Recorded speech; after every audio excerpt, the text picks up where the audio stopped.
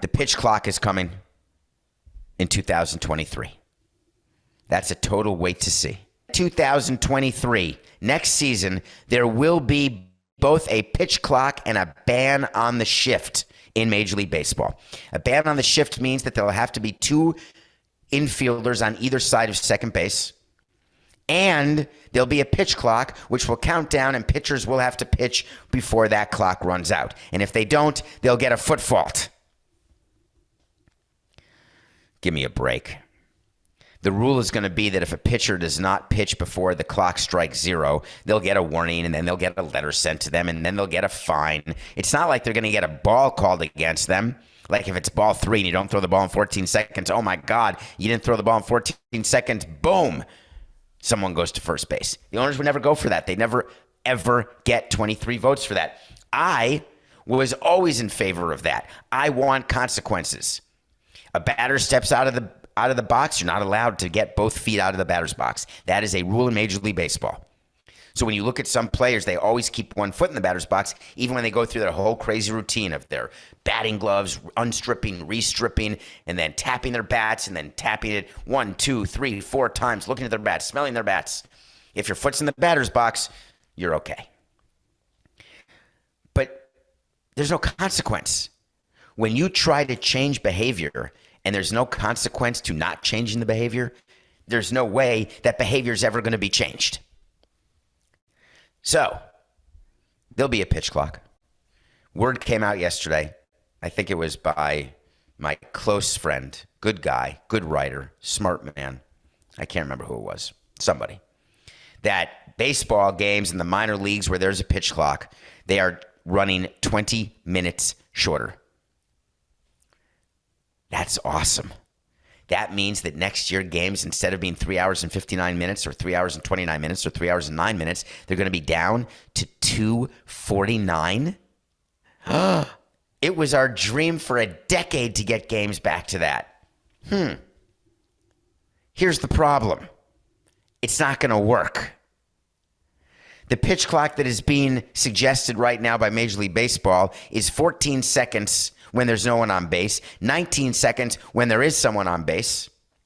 Theo gave an interview about this. Theo, tell me the number of pitchers who are in violation of that time right now. I just want to hear it. Give me the evidence, because I know you have it, because we have it. When we were sitting on that committee, we had a list of pitchers who would violate a pitch clock at a certain amount of time. Is it 10 pitchers? Is it 20? Is it 90? Is it every pitcher? How about coming clean and saying that a 14-second pitch clock doesn't impact any more than a dozen pitchers on 200 particular pitches during the course of a year? But the minor leagues has definitely had 20 minutes shaved off. Therefore, Major League Baseball can give you all sorts of PR saying, look at all these changes we're making. We're making the game better. So come on and watch baseball. Meanwhile, if you like home runs, don't bother, because home runs are down because we deadened the ball. We put humidors in every park. We totally changed the ball. It's still legal, but it's definitely dead because we don't want Pete Alonso to get a big free agent contract. That's the reason. It has to be. Worked up today, Coca. Everybody has all these theories as to why things are happening, and it's just not true. Yep, baseball changed the whole ball so Pete Alonso doesn't get paid. No. Baseball changed the ball because the owners and the broadcasters do not want games that are only home runs and walks and strikeouts. They are trying to get the ball in play. And the more hitters realize that they can swing out of their ass, they can come out of their shoes as much as they want, but they're only going to have warning track power, and then they're going to go to arbitration and not get paid because they don't have the bulk stats, they don't have the RBIs, they don't have the average, and then they're going to say, I think we got to change our approach. It's going to take years, folks, but everything baseball is doing with the baseball is purposeful.